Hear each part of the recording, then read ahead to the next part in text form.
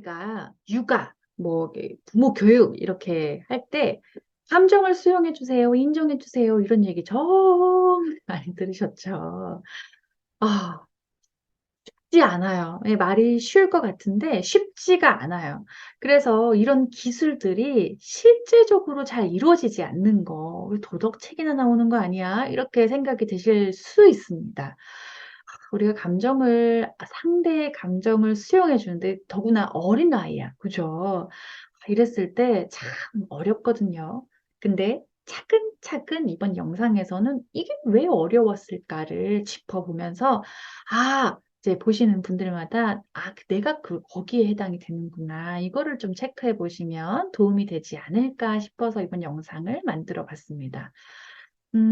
우선 감정을 잘 수용해 줘요 라고 말씀을 하시는 경우가 있는데요. 아이와 부모의 대화를 보면 이런 경우들이 있어요. 아이는 눈물을 흘려요. 속상해 합니다. 어떤 게 잘 안 된 모양이에요. 근데 부모님께서 아이에게, 왜 울어? 울지 마. 에이, 안 될 수도 있지. 에이, 울지 마, 울지 마. 엄마 봐봐. 울어, 눈물 나. 이렇게 얘기를 하시는 경우들이 있거든요. 근데 이건 사실 감정을 수용해 주는 듯 해 보이지만 감정을 수용하지 않는 겁니다. 되게 헷갈리시죠? 근데 이게 사실 우리의 입장으로 보면은 좀 이해가 되실 거예요. 나의 배우자가 내가 속상해하는 모습을 보고, 왜 그래? 왜 그래? 속상해? 속상해하지 마. 그래서 안 돼서, 그래도 속상해하지 마. 이렇게 이야기를 하면, 그래, 알겠어. 나를 위해서 지금 이 옆에 있어주고, 위로해 주려고 하는 건 알겠지만, 마음의 변화가, 그러니까, 이 사람이 내 마음을 정말 쏙 들어주고 있구나라는 느낌은 안 들어요. 어떤 경우에는 막 짜증을 내거든요. 알았어. 나 혼자 있고 싶어. 이래요. 도움이 안 되니까. 그래서 우리가 감정을 수용한다라는 거에 굉장히 큰 핵심이 있는데요. 여기에는 감정 단어가 있습니다. 감정 단어. 감정 단어를 사용을 하는 거예요. 우리는 감정의 단어가 굉장히 많은데 일상적으로 사용하는 단어는 적을 수 있어요. 그런데 감정의 단어를 가지고 상대의 감정에 이름을 붙이다 보면은 이럴 때가 있어요. 예를 들어, 속상하셨군요. 라고 하는데, 아니요, 속상하진 않았어. 이렇게 말씀하시거든요. 근데 안 좋은 기분이야. 근데 속상하진 않으셨대. 그래요? 속상한 기분은 아니셨어요? 그럼 어떤 기분이셨을까요? 약간 화가 나셨을까요? 서운하셨을까요?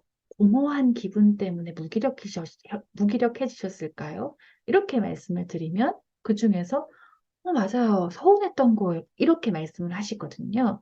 그래서 내 마음과 감정의 단어가 약간 일치할 때, 그래, 내 마음이 그랬어. 라고 하면서 약간의 위안과 마음이 약간, 감정적으로 좀 녹아 내려가는 이런 느낌을 경험하신단 말이에요. 그래서 우리가 아이들에게도 이 마음을 수용을 할 때 감정 단어를 사용하는 게 중요해요. 그러면 바로 아까 전의 상황으로 넘어가 볼까요? 아까 전의 상황으로 가본다면 아이가 울고 있었죠. 아이가 울고 있었는데 우리가 이 아이에게 감정 단어를 사용을 해서 수용을 해볼게요. 그러면 아이에게 어, 이런 걸 해보려고 했는데 잘 안 돼서 마음이 속상해, 슬펐어. 그래서 눈물이 날 만큼 이렇게 얘기를 하는 거죠. 네, 그렇죠. 그래서 이 감정 단어가 내가 아이의 감정에 대해서 수용했을 때 해주는지 그렇지 않은지 그거 한번 생각해 보세요. 똑같은 맥락에서 부모님들이 아이들의 감정을 수용할 때 알았어, 알았어, 알겠다고 이렇게 표현하실 때가 있어요. 짜증내는 말투가 아니더라도 되게 다정한 말투라도 이건 감정 수용이 아닙니다. 한번 해볼까요? 아이가 울어요. 아이고, 알았어. 알았어. 엄마가 네 맘 다 알아. 이렇게 얘기해도 감정을 수용받는다는 느낌에서 조금 모자라요. 예, 이렇게, 감정이라는 건 굉장히 세세하게 읽어주면 읽어줄수록 수용받는다는 느낌에 들어가거든요. 그렇다면 여기서 아까 감정 단어에 이 팁을 드렸죠. 하나 더 들어갈게요. 상황과 아이의 욕구가 눈에 보인다면 이야기해 주시는 거예요. 아까 전에 뭘 해보려고 했는데 그게 예를 들어 색종이 접기예요. 색종이 접기를 하다가 이게 잘 안 되는 거예요. 그래서 아이가 울고 있다면 색종이 접기를 해서 이 3번에서 4번을 넘어갈 때 잘하고 싶었는데 그게 마음처럼 안 되는구나. 그러면 속상하지. 눈물이 날 만큼. 이렇게 얘기를 하는 거예요. 예. 그러니까 상황과 욕구, 뭐뭐 하고 싶어서, 뭐뭐 하고 싶지 않은데, 라고 하는 것들. 근데 만약에 내가 그 상황을 모르겠어. 그럼 그대로 얘기하셔도 괜찮아요. 엄마가 어떤 상황인지 모르겠지만 네가 되게 속상해 보인다. 마음이 굉장히 화가 나 보인다. 화가 났어. 그렇구나. 라고 이야기하는 것들. 그리고 이때 아이의 어떤 마음에서 난 제3자야 라는 느낌이 들지 않게 표현해 주셔야 돼요. 그러니까 똑같이 감정 단어도 쓰고 상황과 욕구를 들어줬어. 그런데도 제3자처럼 느껴지게 하는 말투가 있어요. 이런 거죠. 아이에게 네가 이 장난감을 사고 싶다라는 거 알겠어. 그래서 이것 때문에 속상한 거잖아. 그지? 그러니까 이거에 대해서 네가 사고 싶고 근데 이게 속상하고 이런 거. 이게 약간 그쵸 말투에서 그건 네 감정이고 그건 네 욕구고 그러니까 어쨌든 나 그거 알긴 알아 이렇게 되게 좀 무뚝뚝하게 들릴 수 있거든요. 예, 그래서 지금 엄마는 내 마음을 아빠는 내 마음을 공감하고 있지 않아라는 느낌이 든단 말이에요.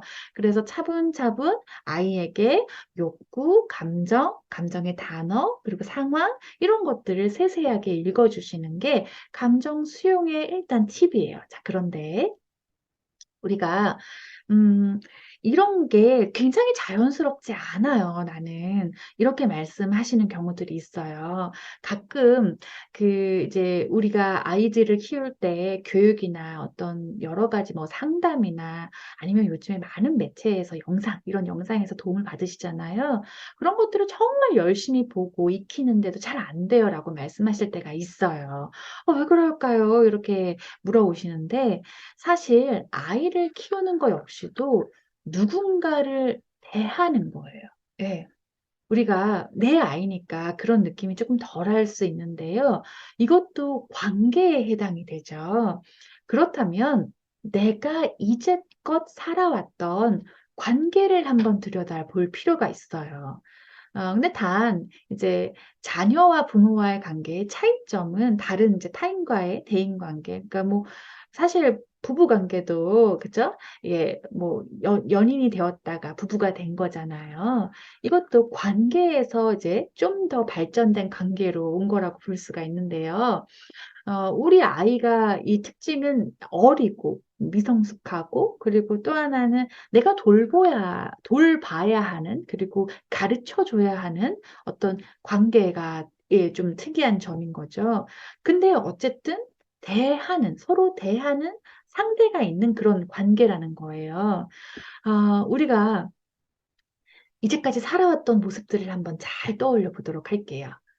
감정에 있어서, 지금은 이제 감정 시간이니까, 감정에 있어서 나는 상대방의 감정을 어떻게 수용하고, 어떻게 표현해 줬는가. 이걸 좀 보도록 할까요? 그러니까 친구 관계 혹은 연인 관계도 괜찮아요. 이전에 내가 배우자와 연애를 할 때 어땠을까?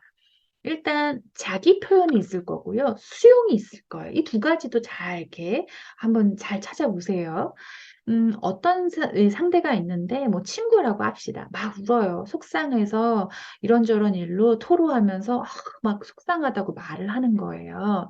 그랬을 때, 우리가 이 친구의 감정을 읽어주는 방식은 되게 여러 가지예요. 어떤 분은 야, 있잖아. 우리가 이 마이너스 감정으로 내려가면 안 된다.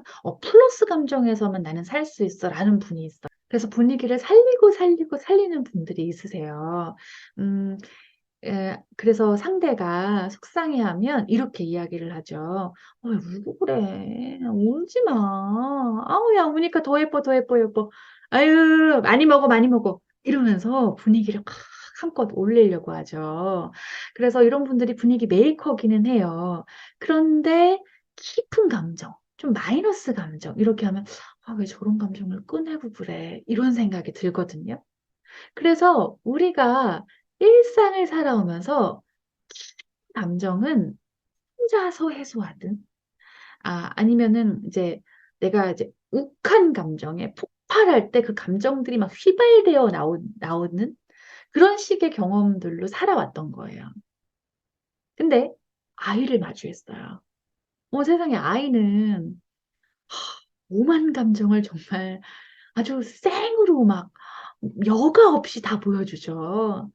그랬을 때 내가 이제 플러스 감정만 마주하고 살았는데, 이런 마이너스 감정은 이렇게 할 경우에 너무 힘들죠. 감정을 수용할 때 또 여기서 또 갈려요. 어떤 분은 마이너스 감정에 나오면 막 일단 그치게끔 화를 내시는 것. 울지 마, 일단. 짜증내지 마. 징징대지 마. 이렇게. 그거를 딱 차단을 하는 경우들이 있고요. 혹은 똑같아요. 아까 친구를 대하듯 되게 플러스 감정화 하는 거예요. 아이가 뭘 하고 싶대. 안 된다는 걸 알아. 근데 일단 애가 너무 우니까. 그래서 이거 알았어. 해줄 테니까 알았어. 이제 괜찮아졌어? 울지 마. 울지 마. 힘들어. 이렇게 되는 거예요. 응. 자, 근데 제가 아까 친구를 만날 때, 그죠? 살리고 파가 이렇다고 하는 거예요. 그러면 또 다른 파가, 화내는 파가 있습니다. 그러니까 상대에게, 분위기가 안 좋게 만들지 마라. 짜증내고, 화내고, 막, 울고, 막 이렇게 하는 거를 일단 나쁜 감정으로 보는 거예요. 그래서 그런 감정은 가능하면 표출하지 마. 이렇게 하는 거예요. 앞에 거와 비슷할 수 있어요. 그러니까 마이너스 감정을 잘 표출하지 마. 이게 이런 면에서 비슷할 수 있는데요. 좀 차이점은요. 이분은 좀 편안한 상대. 예, 조금 서열의 관계에 있어서는 하위 관계라고 하는 사람한테는 마이너스 관계를 표출합니다. 예. 그래서 뭐 후배나 아니면은 뭐 상사가 부하 직원에게 상사가 부하 직원에게 혹은 편안한 가족들, 엄마에게. 그러니까 바깥에서는 되게 상냥한 사람인데 자신의 엄마한테는 짜증을 막 이렇게 내는 거예요. 그래서 이 차이점들이 조금 있어요. 네, 그래서 하위 관계에 놓인 사람한테는 좀 혹은 편안한 관계 이런 관계에서는 부정적인 감정이 노출이 되는데 좀 이게 폭발하듯이 혹은 멈추지 않는 듯한 느낌으로 폭발이 되죠. 막 나와요. 그런데 이제 우리가 다른 관계에 있어서, 사회적인 관계에 있어서는 가능하면은, 안 노출하고 참아서 가는 거예요. 그런 경우가 있는데, 이건 부정적인 감정이 나쁜 감정이라고 나는 생각하지 않아. 이걸 한번 생각해 보셔야 돼요. 그래서 누가 울어? 이제 아이를 키울 때요. 짜증을 내는 건 나쁜 거야. 누가 짜증을 내? 짜증쟁이야? 막 이런 거 있잖아요. 그러면은, 나는 부정적인 감정은 나쁘다고 생각하나? 이걸 한번 짚어볼 필요가 있어요. 그리고 우리가 친구를 마주할 때 친구가 속상해하면 감정을 회피할 때도 있습니다. 감정을 회피할 때는 친구가 막 우는데 그냥 모르는 척 해주는 거예요. 우는구나 라고 해서 고개를 떨구고 그냥 가만히 있는다던가 특별한 말 없이 핸드폰을 한다던가 잠깐 화장실 갔다 올게 이러면서 아이고 이러면서 그냥 나온다던가 어떤 말을 해야 될지도 모르겠고 나는 이 상황이 너무 불편하다라고 생각이 드는 거예요. 음, 아이하고 관계도 비슷할 겁니다. 아이가 속상해하고 짜증내고 그럴 경우에 내가 어떻게 해야 될지 모르겠다라는 무기력함과 어찌해야 될지 모른다는 당황스러움에 가만히 있게 되는 거죠. 그래서 아이에게 일단 알았어. 그리고 다 울고 일단 여기서 진정하고 나와. 해서 방에서 다 울고 나오라고 이야기를 하게 된다던가 알았어. 이렇게 해서 그냥 정막이 계속 흐르게 되는 거죠. 아니면 그냥 후 쉬면서 몰라 그만 울어 그래서 저렇게 두면은 좀 그치겠지. 예, 지쳐서라도 그치겠지. 그래서 좀 아이가 그치면 다 울었어. 이렇게 되는 거죠. 그래서 제가 말씀드리려고 하는 핵심을 이해하셨을까요? 내가 아이와의 관계에 있어서 기술을 배우고 감정을 수용하세요. 네, 뭐 감정을 알아주세요. 이 한마디에 굉장히 많은 것들을 한번 살펴봐야 된다라는 거예요. 나를. 예. 내가 이제까지 관계를 맺었던 어떤 사람들 속에서 내가 감정을 읽어줬던 경험들, 근데 그 감정을 읽어주는 건 희한하게도 내가 나의 감정을 읽는 것과 흡사해요. 되게 놀랍게도 그렇습니다.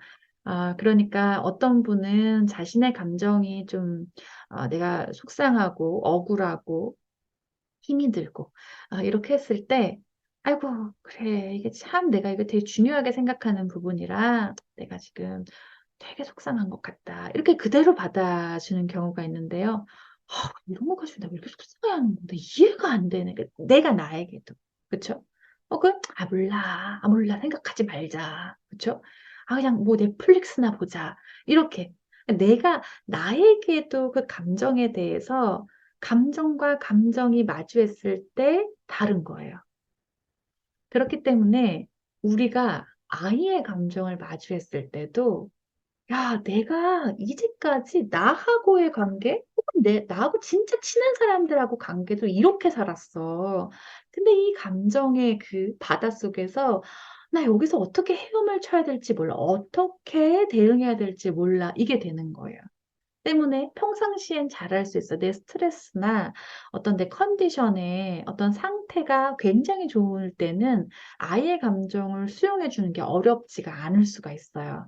하지만 그렇지 않은 경우들은 내가 살아왔던 방식, 내 감정에 대해서 대응하는 방식이 그대로 재현이 될 겁니다. 그렇기 때문에 한번 이 영상 보시면서 나는 내 감정을 어떻게 가지고 있을까? 그리고 우린 이전에 친구와의, 뭐, 연인과의 이런 관계 속에서 어땠을까? 이걸 한번 생각해 보시면서 우리는 감정 단어를 써야겠구나. 세세하게 그것들에 대해서 알아줘야겠구나. 톤을 다르게 해야겠구나. 혹은, 내가 부정적인 감정을 나쁜 감정이라고 생각을 했는데 그 인식을 좀 바꿔봐야겠구나. 혹은, 내가 감정을 회피하려고 했던 게 이전에 어떤 이런 경험과 이런 게 축적이 안 돼서 그렇구나. 그래서 감정을 마주하는 연습을 함으로써 감정을 읽는 어떤 기술들을 좀 더 업그레이드 시켜야겠구나. 이런 것들 한번 정리해 보셨으면 좋겠습니다. 이 영상이 여러분에게 유용했으면 좋겠네요.